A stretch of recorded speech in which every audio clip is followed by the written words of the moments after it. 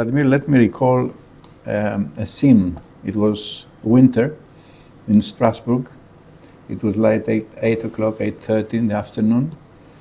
And I was walking from the assembly, we have just finished our job there, to my office. And it was Evgenia. She was sitting alone in a corridor, tired but not tireless, working for you and for us to inform everybody what is happening in Russia. I want to praise your wife because of what she did, because she moved us all, not only by giving us the news, which seldom had about you, but because it is a woman who followed her man, not because he's her husband, but because she is devoted and he is devoted in principles like democracy and freedom. You paid a lot and you were in prison for a long time, like your predecessors. As far as I remember, your father or your grandfather? My grandfather was in Your the grandfather Gulag. was in Gulag. Yeah. So is this a family history? Well, it's a history of our country, unfortunately, and generation after generation, people in Russia have been sent to prison, to Siberia, for expressing opinions that happen to be different from the opinions of the government at the time. And I firmly believe that one day we will end that sorry tradition and Russia will become democratic, and I believe that will be in the very foreseeable future. But thank you so much, Mr. President, for your warm words about my wife, Evgenia. She's amazing, and I'm the luckiest man in the world. And, we have this tradition in Russia, a noble tradition, unlike the one of the Gulag that we've just been discussing. It is often referred to as a tradition of the Decembrists' wives. You remember the insurrection of the early 19th century. Military officers tried to replace autocracy with a constitutional monarchy in Russia. The insurrection was put down. Many of the leaders were, some were executed, but many were sent and imprisoned in Siberia. And their wives followed them, although they didn't have to. They followed them and they took everything upon their shoulders. And this is that tradition, that's been in our country for 200 years. And that tradition is still here. Just like 2 centuries ago, everything in Russia still stands and still depends on strong women. And there are no words adequate enough to express my gratitude and my love for Evgenia, without whom I would not have been able to do what I've been doing for the past 25 years. When I was starting working as a journalist, the first lesson that I ever learned is that you have to consider that you know nothing and you have to ask everything. We don't have the time to ask everything, but why were you in prison? I was in prison because I opposed Putin's war of aggression against Ukraine. I was in prison because I opposed Putin's dictatorship. I was in prison because for many, many years I'd worked with Western governments and Western parliaments to enact targeted personal sanctions against key operatives of the Putin regime, key oligarchs around the Putin regime, who've long made a habit of stealing from the people of Russia and then spending and parking that money in the West, which is what they've been doing for years. One of my charges in the indictment was also my public speech concerning the illegality, the illegitimacy of Putin's violation of the term limits. I mean, we have a 2-term limit in our constitution for the presidency. Vladimir Putin's been in power for a quarter of a century, for 25 years. He's not a president, he's a usurper, he's a dictator, he's a murderer. And so my 5 counts of indictment were 5 public speeches. 2 were against the war in Ukraine, 2 were against the political repression in Russia, the fact that we have political prisoners, the fact that Vladimir Putin is murdering his opponents, like he murdered Boris Nemtsov. Like since then, he also murdered Alexei Navalny. And there was 1 public speech that I delivered at the meeting of the NATO Parliamentary Assembly about the illegitimacy of Putin violating the constitutional term limit. So for 5 public speeches, I received a sentence of 25 years in prison. And as the head of the police convoy in the Moscow City Court told me as I was being escorted out of the courtroom on the day of my sentence, he turned to me and said, "So you really got 25 years for 5 public speeches?" I said, "Yes, I did." He said, "There must have been good speeches." I said, "Well, I said, I hope so." But that is the situation in Russia today. Since I have met him many times, I remember that he was proud to declare that he's an Orthodox. Is this what he's doing now, according to Christianity? I'm an Orthodox, you are an Orthodox, Christians. We're talking about Putin, right? Yeah. Well, I think he's a hypocrite. He's a KGB officer. Those are his defining characteristics. Yeah, he likes to say, how much he's devoted to Christianity. He likes to present himself as a defender of Orthodox Christian faith. I've I've read the Bible extensively, both before prison and during prison. Thou shalt not kill is one of the principal commandments. So it's a chapter that he hasn't read. As is thou shalt not steal, by the way. And yeah, I guess he hasn't read those. And he just uses religion and the Orthodox Church as political tools. It's nothing to do with reality. Everything that he's been doing to the people of Russia for many, many years, everything that he's been doing in Ukraine for 10 years, and especially in the last 2.5 years, that goes directly against every principle of the Christian faith. And even on the practical level, and again, going back to... And he had detained priests if they speak against the war in Ukraine? So we have, as you know, we now have more than 1,000 political prisoners in Russia. The fastest growing segment on that list are those Russians who publicly oppose the war in Ukraine. Among them, there is a Russian Orthodox priest, Father Ion Kormoyarov, who's been from Siberia, who's been arrested and tried and sentenced for his opposition to the war. There are several priests of the Russian Orthodox Church who have been banned from their service, who have been defrocked because they've publicly spoken out against the war. When I was in prison in Omsk in Siberia, I was not allowed to go to church, even though it's important for me. I'm an Orthodox Christian, but I was not allowed to. That was the case with other political prisoners too. So, you know, it's really, it really puzzles me actually as to why some people in the West, and I hope it's not many by now, but some people still... What were you allowed to do while you were in prison? Well, pretty much nothing. To think? Pretty much nothing. I sat in a small cell, 2 by 3 meters, 4 walls, 1 small window with metal bars just under the ceiling. Your bunk gets attached to the wall. What was the view of this window? Nothing, just metal bars and a little bit of the sky. The bunk gets attached. It was high? It was very high in the just wall? Under the ceiling. So you could not see anything outside? No. Your bunk gets attached to the wall at 5 o'clock in the morning, and for the whole day, you can either just walk in a small circle inside the cell or sit down at this really uncomfortable small stool that sticks out of the wall. You're not allowed to write. You're only given a pen and paper for 90 minutes. That's all the time you have to do everything that you need to do. And then do they take the paper? They take it away. So for the whole day, do they give it back to you?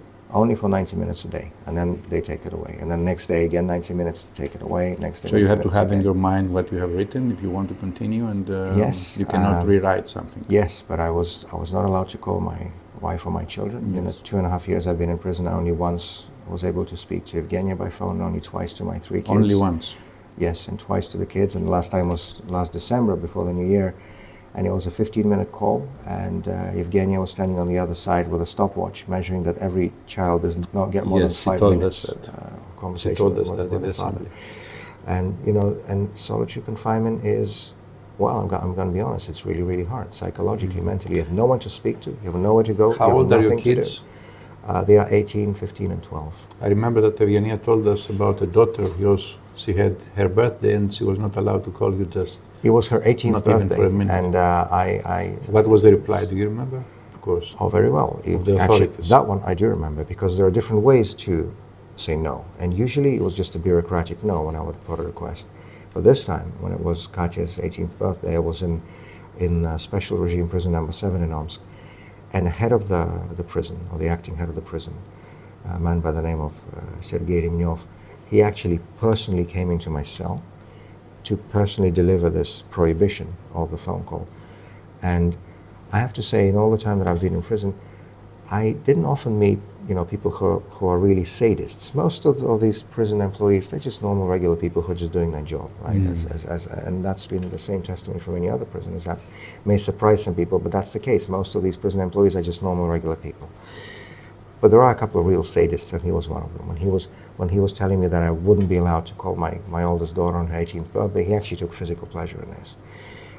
And, you know, we talk about all this, we talk about all of my conditions over there, but although it still feels completely surreal, it still feels like a miracle, I'm sitting here in Paris and speaking with you now because of this exchange that happened on the 1st of August, when 16 human lives were saved, were snatched from the hell of Putin's Gulag. But there were so many hundreds and hundreds of Russian political prisoners who are still left in that hell, who are still left behind, who still wake up in their cells at 5 o'clock in the morning, still attach their bunk to the wall, still walk around in a circle in a cell, still not allowed to call their families, their children, their wives and their husbands. And let's not forget about them. Let's continue to speak for them. Let's continue to advocate for them. And let us not rest and let us not relent until all of them, all the political prisoners in Russia, all the political prisoners in Belarus, all the Ukrainian civilian hostages and prisoners of war who are held by Putin's regime. We must not rest and we must not relent until all of them are also free, home, and reunited with their families. Was this man, the director or guard, whatever, the same one who informed you about your freedom? Oh, no. This was, I've changed. I was in 13 different penitentiary institutions in my 2 years and 3 months in prison. As Evgenia, so my you wife, met a tells lot me, of people. Yes, actually, Evgenia, my wife, tells me that I was given a guided tour of the Gulag in Russia, so I could see the different It is what aspects. it was said about the Greek who were opposing the junta in 1967 to 1974. Right. They were sent in exile all around islands in Greece, isolated islands, of course. Right. And they were joking each other that they're political tourists. Yes, exactly. And so in my case, it was 13 different institutions in Moscow, then in transit prisons on the way from Moscow to Siberia, and then finally, for the past year, in Siberia, in western Siberian city of Omsk. By the way, did you have any hint that it was going to happen, or oh my it God, was absolutely out of the not. sudden? Absolutely not. It was a complete surprise. I had no idea what was happening. In fact, the first episode of this saga happened on the 23rd of July. It was a Tuesday. I was sitting in my cell in solitary confinement, as always, in Omsk, when suddenly 2 officers in uniforms came in. They escorted me to some room. It was an office. There was a desk like this, a chair, a big portrait of Vladimir Putin on the wall. And on the desk there was a blank sheet of paper, a pen, and some sort of a pre-printed template. And so they told me, okay, sit down and write this in your own hand. So I sit down and I look at the template, and I see that it is a request for pardon addressed to Vladimir Putin, in which I was supposed to admit my guilt, express remorse for what I've done, and ask him to pardon me. First I thought it was a joke. When I saw this, I just started laughing, and I looked at them and I said, what is this? But they didn't seem in the mood for laughing. On a stolid face, I said, no, please go and sign this. I said, I'm not signing this. I said, why not? I said, well, first, because I do not consider Putin to be a legitimate president of my country. I consider him to be a usurper, a dictator, and a murderer, who is personally responsible for the death of Boris Nemtsov, who is personally responsible for the death of Alexei Navalny, who is personally responsible for the deaths of thousands and thousands of civilians, including children in Ukraine. I'm not going to write anything to him, and I'm certainly not going to admit any guilt, because I'm not guilty of anything. The real criminals are those who are waging this war in Ukraine, not those of us who are speaking out against it. The man wasn't very pleased. He said, okay, are you willing to put this in writing? I said, yeah, no problem. That I'm happy to put in writing. So I put all that down, also adding that I hope to see the day when Putin is put on trial for all the crimes he'd committed. Signed it, dated it, gave it to the prison official. And then on Sunday, the 20th of July, I was suddenly woken up by really loud noise in the middle of the night. You're not allowed to have a clock, a watch or a clock in a cell, so you're disoriented. But I knew I was sleeping. It was really dark outside the window. There was a group of officers who burst in my cell. I asked, what time is it? And they said, it's 3 o'clock in the morning. And they told me I had 10 minutes to get up and get ready. And at that moment, I was absolutely certain that I was going to be let out and be executed. But instead of the nearby forest, they took me to the airport, handcuffed on the prison convoy. They put me on a plane. They flew me to Moscow. It was a much quicker ride back. You know, in September of 2023, when I was transferred from Moscow to Siberia, it took 3 weeks in Stolypin carriages, the prisoner trains through all the transit prisons, through the Urals to Siberia. The return journey was 3 hours. I had absolutely no idea what was happening because, they don't usually transport prisoners by planes in Russia. In Moscow, I was taken to Leforovo, the notorious KGB prison that once held Alexander Solzhenitsyn and Vladimir Bukovsky and Natan Sharansky and many other opponents of the Soviet regime. And then I was held completely incommunicado for 5 days. My family and my lawyers were lied to that I was still back in Omsk, and I had absolutely no idea what was happening. And then on the morning of the 1st of August, a group of balaclava-covered men, in black masks around their faces, an FSB special unit, escorted me down into the prison courtyard in Leforovo, and there was a bus, and I was told to get up on this bus. And on the bus, I saw more men in black balaclavas, but next to them I saw my friends, my colleagues, fellow political prisoners who had been serving time in prisons all around Russia, many of them for opposing the war in Ukraine, just like I was. And only that was the moment that I understood what was happening, because there was only one reason all of us could be on that bus. And, this exchange was a miracle. It was a miracle made possible, obviously, by Almighty God, but also by so many good people in democratic countries who never stopped speaking out for us, advocating for us. continuing to keep this issue of political prisoners in Russia on the public attention. And a special place among those good people belongs to you and your colleagues in the Parliamentary Assembly of the Council of Europe, and I want to use this opportunity to express my most profound gratitude. And I think this exchange has shown once again that at the end of the day, sustained efforts by good people in democratic countries are stronger than any dictatorship can ever hope to be. And we must continue to speak out and to advocate for all of those who are left behind in Putin's gulag and in Lukashenko's gulag in Belarus. And we must not relent until they are all free, home, and reunited with their families as well. Two more questions. When you heard about Navalny, did you felt like you were the next? Yes, absolutely. In fact, I was convinced that I was never getting out of that. I was convinced that I was going to die in that Siberian prison. You know, it was totally surreal to hear about Alexei's death. My only source of information was a small radio on the cell, on the wall of my prison cell. Of course, it was a government radio, needless to say, with state so-called news programs. And so you never hear the names of opposition leaders on Russian state news. It's as if we don't exist. But that day, for the first and last time, I heard Alexei Navalny's name, and it was to announce that he had died. It was a Friday evening, the 16th of February. I'll always remember that date. And it felt totally surreal because, I was in solitary. I couldn't speak to anybody. The weekend was coming, which meant I would not be visited by my lawyers. I would not get any letters, and the prison guards never spoke to me. There was nobody to ask. And when you spend so much time in solitary confinement, your mind starts playing tricks with you. You stop actually distinguishing between what's real and what isn't. You start forgetting words, you start forgetting names. I mean, there's a reason why, according to the United Nations rules on the treatment of prisoners, long-term solitary confinement is considered to be a form of torture, because it is. In a psychological, emotional, mental sense, it is a form of torture. And so when that weekend, started going, I actually, at some point, I asked myself, did I actually hear this on the radio, or did I just make it all up? But then, unfortunately, when my lawyer came during that week, he confirmed the news. I think it's important for people to remember that the regime that we have in power in Russia for the last 25 years, the regime of Vladimir Putin, is not just an authoritarian regime. It's not just a dictatorial regime. It is a regime of murderers. What is next? What are you going to do now? For me? For you, for Russia, for Putin, for this war of aggression? First of all, I think it's very important to say that Vladimir Putin must not be allowed to win this war. Vladimir Putin must not be allowed to have a face-saving exit from this war. Because if it happens, then a year or a year and a half from now, we'll be talking another war and about another aggression. Because Vladimir Putin's been in power for 25 years. And all this time, this man has brought carnage, pain, suffering, war, and death. This is who he is. This is what this regime is. It's never going to change. I think the people have, even those people who try to appease him, although we know from history how appeasement of dictators works or doesn't.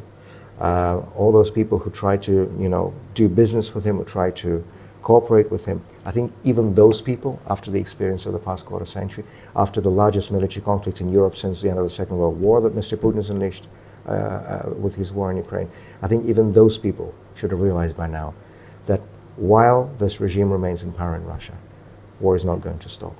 And so the only strategic solution, the only end game, as I am fundamentally convinced, is that the Putin regime must be out of power. And then there must be accountability. There must be accountability for all of those who have committed these war crimes, for all of those who have committed the crimes against the people of Russia, like the murder of Boris Nemtsov, like the murder of Alexei Navalny, like the hundreds and hundreds of political prisoners who are being persecuted for their beliefs.